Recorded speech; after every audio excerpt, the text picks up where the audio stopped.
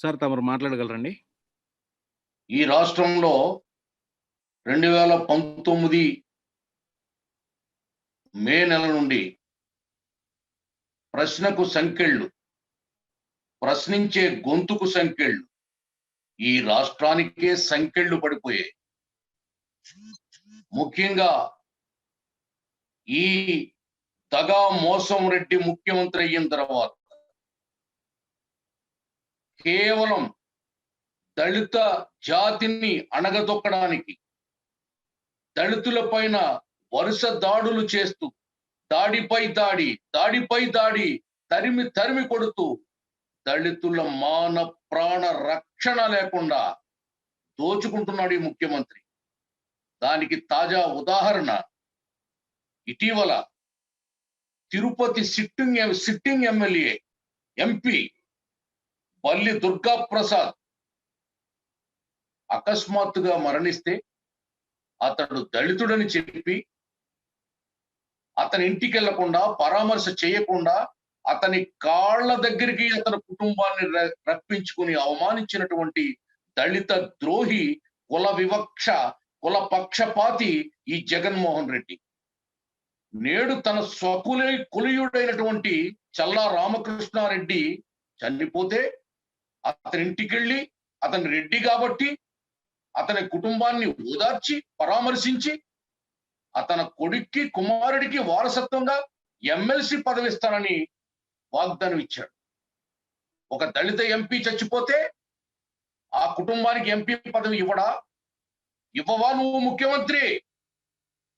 ఇదేనా దళితులకు నువ్వు చేసే ఉపకారం? నువ్వు ముఖ్యమంత్రి అవ్వాలని చెప్పి యావత్ దళిత జాతి చర్చిల్లో ప్రార్థనలు చేసి, కేకులు కట్ చేసి, నువ్వు దళిత జాతికి అల్లుడు అని నీ కళ్ళబల్లి కబుర్లు నమ్మి ఓట్ల వర్షం కురిపించి నిన్ను ముఖ్యమంత్రి పీఠ మీద ఎక్కించిన జాతి మాది దళిత జాతి. అటువంటి దళిత జాతిని అణగతొక్కడానికి, అణిచివేయడానికి నువ్వు ప్రణాళిక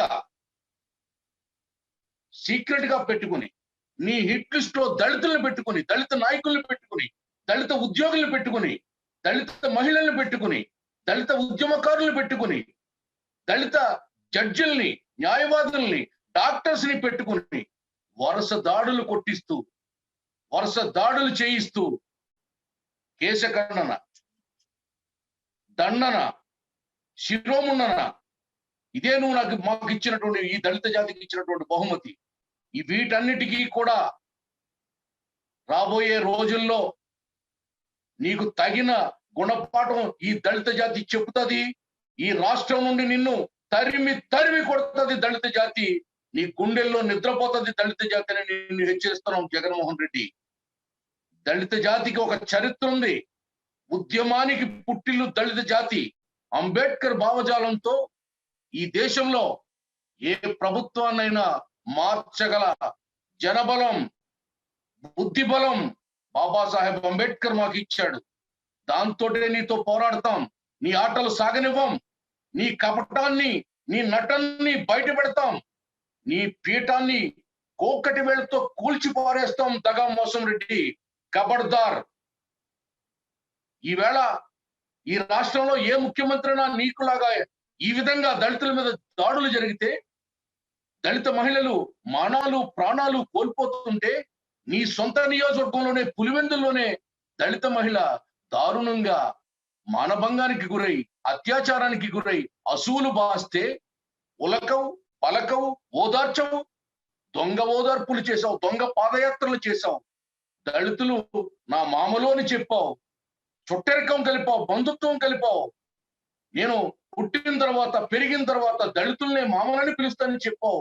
కళ్ళబౌర్లు కబుర్లు చెప్పి పొంగ జపం చేసి మా ఓట్లు కొల్లగొట్టావు, మమ్మల్ని మోసం చేసావు. రగిలిపోతుంది యావత్తు దళిత జాతి నీ పైన. ఊరుకోది జాతి. ఏదో అనుకుంటున్నామేమో. దళితుడు ఒక్కసారి కమిట్ అయితే కడ వరకు నీ అంతు చూసే వరకు కత్తి కట్టి నిలుస్తాడు. ఖబర్దార్ ముఖ్యమంత్రి, మోసకారి ముఖ్యమంత్రి. మాకు నీ ఆస్తులు, నీ డబ్బు, నీ బంగళాలు, నీ దర్పం మాకేమీ వద్దు. రాజ్యాంగం ద్వారా మాకు వచ్చినటువంటి రక్షణ కూడా నువ్వు ఇవ్వలేకపోతున్నావు అంటే, ఒక ముఖ్యమంత్రిగా నీ బాధ్యత నువ్వు నెరవేర్చలేకపోతున్నావు అంటే నీ చేతగానితనమా? ఏమయ్యా జగన్మోహన్ రెడ్డి, నీకు ముఖ్యమంత్రి పదవి ఏంటి అర్థం తెలుసా? ఆ పదవికి ఉన్న పవర్ తెలుసా? ఒక్కసారి నీకంటే ముందుగా ముఖ్యమంత్రులు చేసినటువంటి ఆ మహానుభావుల చరిత్రను ఒకసారి చదువుకో, తెలుసుకో. పరిపాలన అంటే ముష్కరుడులాగా పరిపాలించకూడదు, ముఠా మేస్త్రిలాగా పరిపాలించకూడదు. ముసుగేసుకుని పైకి తేన్ని పూసిన కత్తిలాగా మాట్లాడతావు, లోపలంతా దోపిడి, దళితుల పైన దాడులు. దళితులు నీకు శత్రువులా? దమ్ముంటే చెప్పు. నీకు దళితులు శత్రువులు అనే మాట నువ్వు దమ్ముంటే చెప్పవయ్యా, తేల్చుకుందాం. నువ్వు మేము నమ్మిస్తావు, గొంతు కోస్తావు. ఏమిటిది? నాలుగుతో నాకి చంపేస్తున్నావు మమ్మల్ని, మా జాతిని. ఏం తప్పు చేశాడు బల్లి దుర్గా ప్రసాద్? దళితుడిగా పుట్టడం అతను చేసిన నేరమా? అతను ఒక పార్లమెంటు సభ్యుడనే ఇంగిత జ్ఞానం కూడా నీకు లేదా? అతని కుటుంబాన్ని పరామర్శించాలనే నైతిక బాధ్యత, మానవత్వం నీకు లేదా? అంటే ఈ దళితులంటే నీకు అంత పురుగుల్లాగా కనబడుతున్నారా? అంత హీనంగా కనబడుతున్నారా? అసలు నీ దృష్టిలో మేము మనుషులం కాదా? కేవలం నీకు ఓట్లేసే యంత్రాలమా? నీ ఓట్లకు పనికొచ్చే ఒక స్క్రాపమా? మేము పనికిరాని ఒక స్క్రాపమా? నీకు ఓట్లేసే స్క్రాప్ అనుకుంటున్నావా? మూడో కన్ను తెరుస్తాం, మట్టి కనిపించేస్తాం. నీ చరిత్ర, నీ బండారం చిట్ట చివరికి మేమే బయట పెడతాం. నడి రోడ్డు మీద నిన్ను, నీ పార్టీని నిలువున 4000 గజాల గొయ్యి తీసి పాతి పెట్టి సమాధి కడతామని నీకు హెచ్చరిస్తా ఉన్నాం. జగన్ దగామోసం రెడ్డి. ఏ ముఖ్యమంత్రి అయినా ఎప్పుడైనా ఈ రీతిగా దళిత ప్రజాప్రతినిధుల్ని, దళిత ఉద్యమకారుల్ని, దళిత మేధావుల్ని, దళిత యువకుల్ని, దళిత మహిళల్ని, దళిత విద్యార్థుల్ని, దళిత ప్రజాప్రతినిధుల్ని ఎంత దారుణంగా అవమానించారు? అసలు నీ కేబినెట్ లో ఒక దళిత మహిళకి హోంమంత్రి ఇచ్చి ఆమెకు అధికారం ఇచ్చావా? ఆమెకు ఏమైనా పెత్తనం ఇచ్చావా? పవర్ ఇచ్చావా? ఆమె మాట్లాడడానికి ఉందా? సంతకం పెట్టడానికి ఉందా? అసలు ఆమె ఒక దళితురాలుని హోంమంత్రి చేశారని గొప్పలు చెప్పుకునే నువ్వు, ఆ దళిత మహిళ హోంమంత్రిగా ఉన్న ఈ రాష్ట్రంలో ఎంతమంది దళిత మహిళలు ఈ 19 నెలల నుంచి ప్రాణాలు కోల్పోయారు, గ్యాంగ్ రేపులకి గురై అల్లాడిపోయారు. పోలీస్ కేసులు పెట్టవు, పోస్ట్ మార్టం చేయవు, విచారణ లేదు, శిక్షలు లేవు. ఏమిటిది? ఎందుకు తెచ్చావు దిశా చట్టం? ఎవరిని ఉద్ధరించడానికి ఆ దిశా చట్టాన్ని నువ్వు తెచ్చి పెట్టావు? ఆర్భాటంగా, అట్టహాసంగా పాత బిల్డింగులకు రంగులేసి పోలీస్ స్టేషన్లకు రిబ్బన్లు కత్తిరించావు. దళితుల కోసం తెచ్చితే ఎందుకు పని చేయట్లేదు? మరి చట్టం ఎందుకయ్యా? నువ్వు చెయ్యాలనే చిత్తశుద్ధి ఉంటే నీ చేతిలో సీఎం పదవి ఉంది. తప్పు చేసిన వాడిని దండించే అధికారం నీకు ప్రజలు కట్టబెట్టారు. 151 సీట్లు నీకు వచ్చాయంటే దానికి కారణం కేవలం దళిత జాతి ఓటు బ్యాంకు మాత్రమే. గుర్తుపెట్టుకో. 150 సున్నాలు, 150 జీరోల్ని చేసి ఎమ్మెల్యేలని, మంత్రుల్ని నువ్వు ఒక్కడవే. అన్నీ నీవే, అంతా నీవే. నీ అహంకారం, నీ నియంతృత్వం. చెప్పాడు ప్రజాకవి గద్దర్, మా భూమి సినిమాలో ఒక పాట రాసి పాడాడు గద్దర్ నైజాం సర్కార్కి వ్యతిరేకంగా.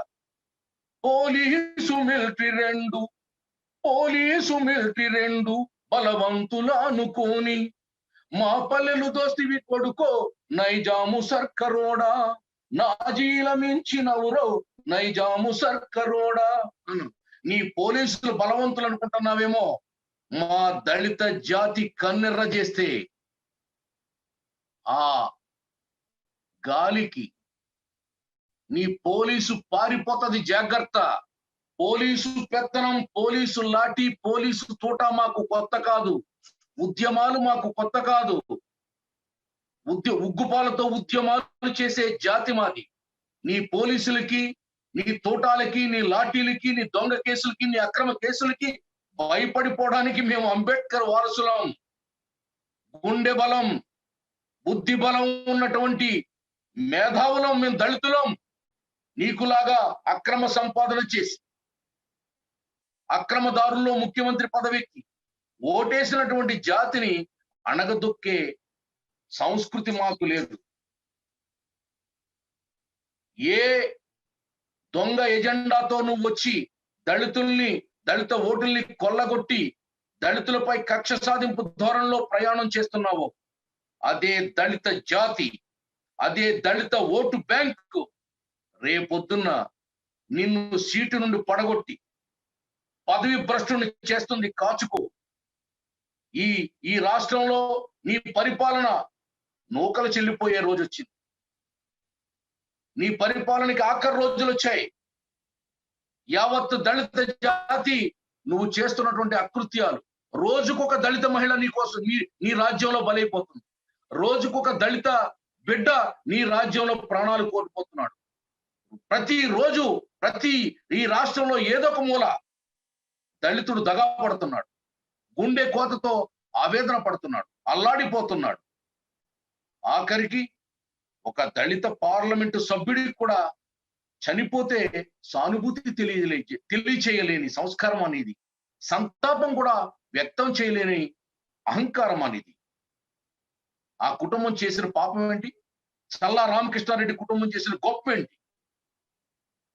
వాళ్ళ ఇంటికి వెళ్తావు, నీ రెడ్డి కాబట్టి, నీ కులం కాబట్టి. వాళ్ళ కుటుంబాన్ని ఓదారుస్తావు, వాళ్ళకి పదవులు హామీ ఇస్తావు. వీళ్ళని నీ కాళ్ళకాడికి రప్పించుకో. దళితులు నీ దృష్టిలో పురుగులు, గడ్డిపోచలు. అదే కదా, అందుకే కదా ఈ వివక్ష, ఈ కులతత్వంతో నువ్వు కుళ్ళిపోతున్నావు. ఒక జాతిని టార్గెట్ చేసి ఒక జాతిని అణిచివేయడానికి ఒక పథకం ప్రకారం నీ పరిపాలన సాగిస్తూ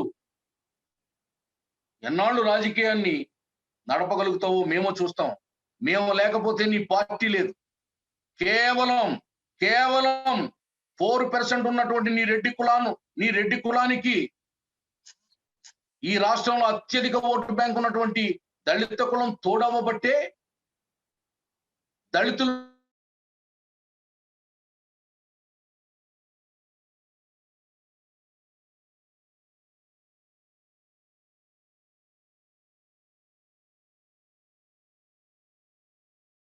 నిన్ను, నీ తండ్రిని గౌరవించదని జగన్మోహన్ రెడ్డి. కాబట్టి ఇప్పటికై ఒళ్ళు దగ్గర పెట్టుకుని పరిపాలన చెయ్యమని